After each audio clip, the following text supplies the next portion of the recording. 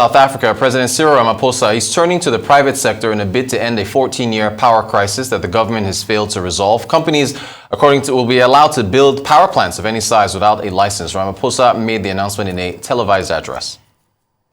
In the past 3 weeks, severe load shedding has disrupted all of our lives and caused immense damage to our economy. The daily power cuts that we've been experiencing have inconvenienced millions of households, individuals, and have presented huge challenges for businesses in our country. All right, Alimi Taiwo is an analyst with financial derivatives company Limited, joins us to discuss for that. Alimi, you're very welcome. So, well, different regions are facing different crises. We have a security situation here, minority caucus in the Senate wanting President Buhari to address security. In South Africa, Ramaphosa is being made to address power, which is something we can also relate to here. But focusing on South Africa, focusing on power, how do we get to where we are now, where Ramaphosa is giving this press conference? Thank you for having me. So the power situation crisis in South Africa can actually be traced back to 2007. That's about 15 years ago, when the ESCOM, that's the Electricity Supply Commission, didn't have enough generation capacity. So also corruption and mismanagement, especially during the time of Jacob Zuma, during his administration.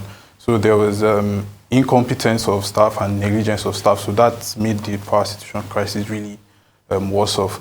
So South African citizens have endured long hours of darkness due to power cuts.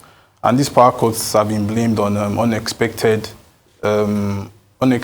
breakdowns and scheduled maintenance of the various generation capacities. Also, the power grid is facing a lot of pressure because the generation capacity can't meet up with the demand. So once the demand outstrips the supply, the generator speed connected to the power grid will reduce, which there's this inbuilt protection will turn off the generator. So less generators are connected to the power grid, which then will likely turn to a blackout. So most South African citizens have endured long hours of blackouts. I remember we have a correspondent in South Africa. We had an interview one day and he told me, it was like, hey, it's a miracle the lights are still on. He didn't think the interview would happen because he thought there would be a blackout any moment.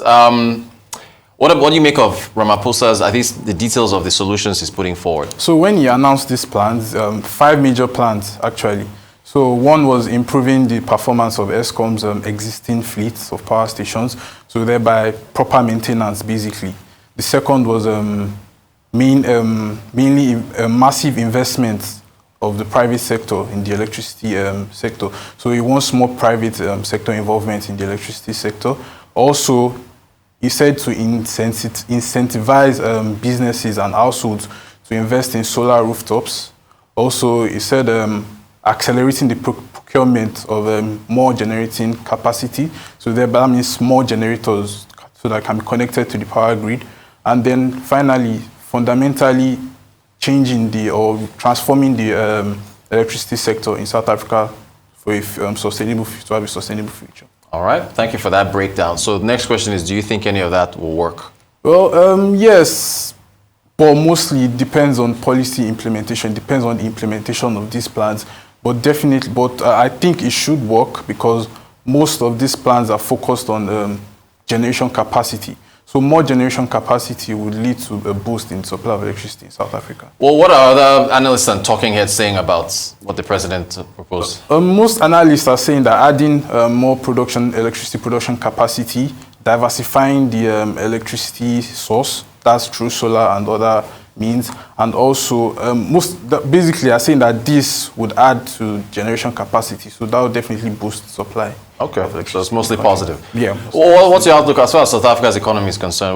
How do you see things playing out for the rest of this year? So the economic growth of South Africa has been forecasted to slow this year due to adverse weather conditions and the power cuts that we're talking about. So we can also see the inflation. The headline inflation rose to about 7.4%, the highest since 2009.